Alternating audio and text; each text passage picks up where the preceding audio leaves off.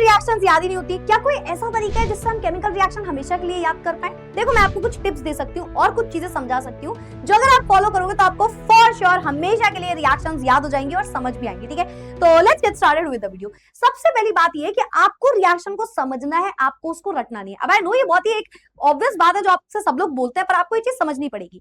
जब भी आप रिएक्शन पढ़ रहे हो, हर रिएक्शन का मैकेनिज्म आप नहीं पढ़ सकते, तो ऐसा मैं कहूंगी भी नहीं हर रिएक्शन का मैकेनिज्म पढ़ो, क्योंकि बहुत सारी रिएक्शंस होती है हमारे पास जिनका मैकेनिज्म इंपॉर्टेंट है, उनका मैकेनिज्म समझो और हो पाए तो हर रिएक्शन का मैकेनिज्म थोड़ा थोड़ा जानने की बस कोशिश करो और मैकेनिज्म रटो नहीं। वहां पे आप समझो कि ऐसा क्यों हो रहा है और वो उस रिएक्शन के साथ करो। मान लो आपके पास बहुत सारी रिएक्शंस हैं, आपको हर एक का मैकेनिज्म नहीं पढ़ना है, आपको मैकेनिज्म जो सिलेबस में पहले तो वो पढ़ो।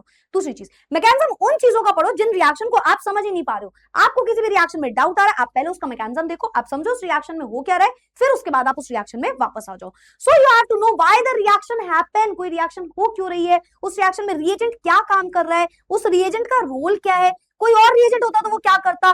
थोड़े थोड़े आपको यहाँ पे टाइम देके रिएक्शन को पहले सबसे इंपॉर्टेंट चीज ये है कि हमें समझना होता है। एक बार रिएक्शन को हमने समझ लिया, आधा काम हमारा खत्म हो जाता है। नेक्स्ट चीज, प्रैक्टिस एक्टिव रिकॉल। मतलब आप चीजों को प्रैक्टिस ऐसे मत करो कि ये रिएक्शन हमने पढ़ ली, ठीक है अब हम बार बार इसको याद करते जा रहे हैं। ऐसे रिएक्शन कभी ना याद होगी ना समझ में आएगी। आपको क्या करना है, आपको हमेशा बुक बंद करनी है। आप वीडियो पढ़ रहे हो, आपने वीडियो से पढ़ लिया, आपने सेशन बंद कर दिया जैसे ही सेशन खत्म हुआ, या आप क्लास में पढ़ के आए, हर एक टाइम आपको एक चीज करनी है और वो है लिखना।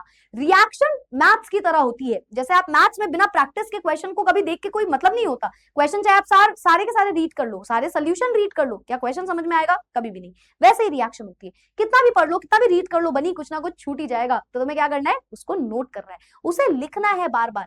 आप खुद से लिख के देखिए और फिर मैच करिए जो आपने पढ़ा है वो सही था या नहीं। खुद से आप क्या गलती कर रहे हो, जब आप ये सीख जाओगे ना रिएक्शन में, आप रिएक्शन कभी गलत नहीं करोगे। और इसीलिए मैं बोलती हूँ जितनी बार लिखोगे उतनी बार रिएक्शन को समझोगे। तो close your book and write reactions from memory, then check whether the reaction that you have done is correct और नॉट। तो आप बाद में उसको मैच करो और ये बहुत जरूरी है, ये 11 12 दोनों में ही बहुत हेल्प करता है। Next, revise using spaced repetition. मतलब आपको ऐसे नहीं करना है कि आपने अभी पढ़ा, अभी रिवाइज किया, उसके बाद आपने रख दिया, ठीक है हो गया, रिवीजन भी कर लिया। नहीं, आपको 4 दिन बाद फिर से उस रिएक्शन को देखना है कि मैंने 4 दिन पहले जो रिएक्शन करी थी वो मुझे कितना याद है। आपको 8 दिन बाद फिर से देखना है कि मैंने 2 दिन पहले जो रिएक्शन करी है वो किस तरीके से, किस पेस पे पहुंची है, किस तरीके से मुझे समझ में आई है। तो आपको धीरे धीरे इसको रिपीटिशन में रिवाइज करना है और ये आपको बहुत हेल्प करेगा लॉन्ग टर्म में।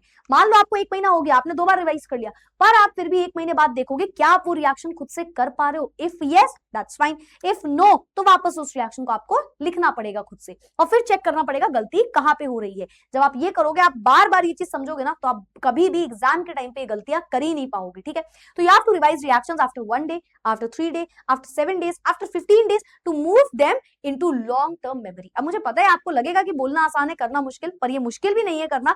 अगर आप इसको एक इसका एक फ्लो बन जाएगा ना, तो ये करना भी बिल्कुल मुश्किल नहीं है। मेरी बात का यकीन करो और ट्राई करो ये करके। ठीक है, मेक 1 पेज रिएक्शन चार्ट, जो मैंने आपसे बहुत सारे बच्चों से कहा भी हुआ है।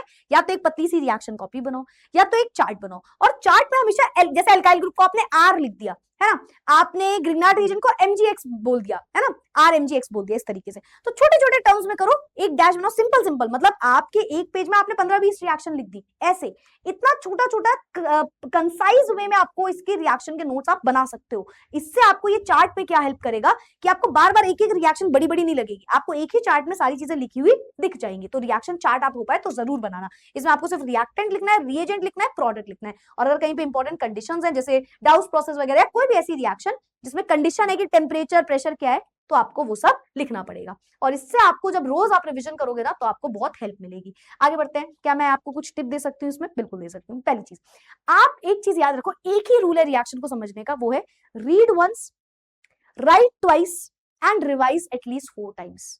That's the simple golden rule. आप एक बार रीड करो रिएक्शन को, आपने पढ़ लिया, लेट्स से आपने मुझसे पढ़ा, आपने किसी टीचर से पढ़ा, एक बार पढ़ा, 2 बार आपको उसको लिखना है। एक बार जब मैंने बताया दूसरी बात जो मैंने आपको बताया कि आपको भाई छुपा के लिखना है कि भाई आपने हटा दिया, अब आपने 2 दिन बाद उसको लिख के देखा, आपको कितनी समझ में आई। और 4 बार से कम रिवाइज करो, जैसे 3 दिन बाद, 4 दिन बाद, 7 दिन बाद आपको उसे रिवाइज करना है। तो एक बार हमेशा रीड करना है इसको, 2 बार हमेशा हमें इसको क्या करना है, एक बार रीड किया, 2 बार लिखा और 4 बार रिवाइज किया। ये गोल्डन रूल होता है, अगर ये समझ जाओगे ना तो केमिस्ट्री की रिएक्शंस आपके लिए आसान हो जाएंगी और आप हर एक रिएक्शन को लिटरली मैं बता रही हूँ याद रख पाओगे। और एक और बात बताऊं, ये सिर्फ मेरी टिप नहीं है, ये मैं खुद फॉलो करती हूँ, इवन आज तक भी मैं ये चीज फॉलो करती हूँ। तो मेक श्योर आप ये चीज समझो। So it's far more effective than repeatedly आप इसको रीड करते जाओ या नोट करते जाओ।